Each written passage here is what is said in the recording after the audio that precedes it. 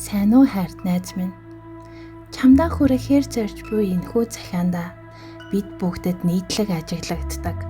Бид бүгдийн сайн хөвшиж заншаагүй нэг зүйлийг дурдъя гэж бодлоо. Гэхдээ үүнээс өмнө надад найз чамаас асуух нэг асуулт байна. Чи бусдад үгүй гэж хэлж чаддгүй? Энэ асуулт машингийн тийм эсвэл үгүй гэх хариултаар хариулагдах мэт хэдийч гагцхүү энэхүү асуултаар таны нэгэхэн том хэсгийг тодорхойлж болох юм. Найз чи минь гэр бүлийнхээ гишүүдэд нэг л үгүй гэж хэлж чадахгүй.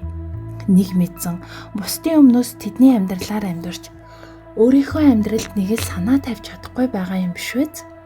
Хэрв тийм бол найз үгүй гэдэг үгтэй найзууд болох цаг чинь ирсэн байна. Нэг энгийн жишээ аваад үзье л дээ. Чи машинтай. Гэр бүлийнхээ гишүүдийг асуухад үргэлжил машинаараа явж хүргэж зөөж өгдөг. Эхний хэдэн удаа эсвэл энэ гуйлтан сард цөөхөн хэдэн удаа байхад чи мэдээж цааргалгүйгээр явж тусалдаг. Тэгсэн сүүлийн үед чиний өөрийн ажил завгүй болохын хэрээр гэр бүлийнхний гуйлт ч нэмэгдээд ирлээ.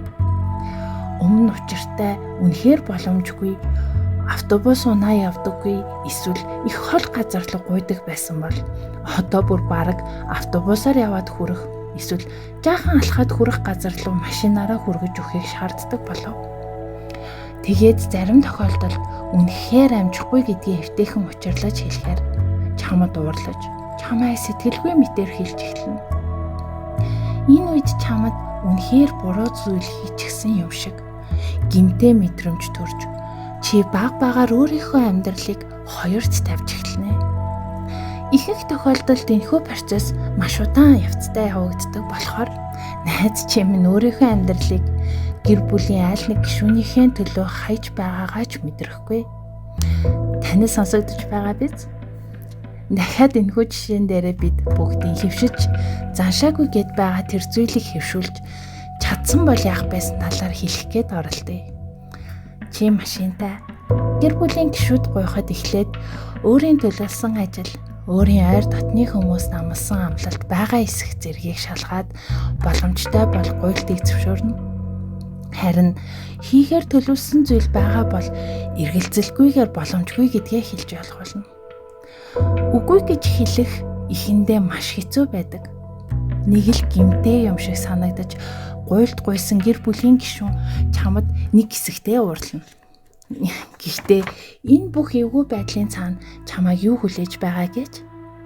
Нэгт чиний ажил төлөвснөөрөө явж чамд өөртөө эсвэл ойр дотны гэр бүлдээ зориулах цаг гарна.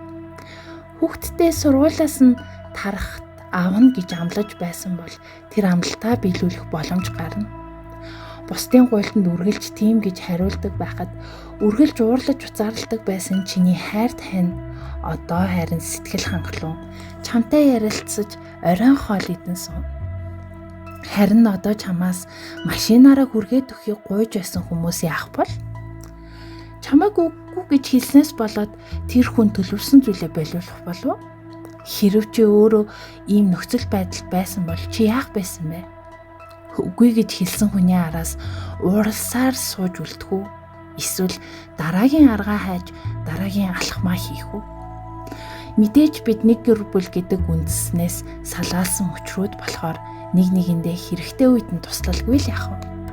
Гэхдээ туслалцаа тусламж гэдэг нэрийн дор чамайг өөрийнхөө өмнөөс амьдруулах гэж оролдож байгаа хүмүүст хэдий нэг гэр бүл байсан ч үгүй гэлж хэлэхээс битгий татгалзаарай. Эцсийн мөчөд чиний амьдралаар чи өөрөө л амьдрана. Бусдын өмнө ял хүлээсэн мэт тэдний өмнөөс амьдралын хариуцлагыг нь хүртэл үүрэх нь чамд олон тэр хүнд аль алинд нь тусгүй зүйл гэдгийг битгий мартаарай. Энэ уужим дэлхийн ертөнцийн дээр амьдрах хугацаанд хин нэгэнд гимтэй юм шиг эсвэл хин нэгнийг өөрийнхөө амьдралд буруутгаж амьдрна гэдэг гунигтай. Бас үнэхээр хайран шүү. Тийм ч учраас хайрт найз минь өөрийнхөө бусадтай харилцах харилцаанд үүнийг л давж болохгүй гэсэн хязгаарыг тогтоогоорой.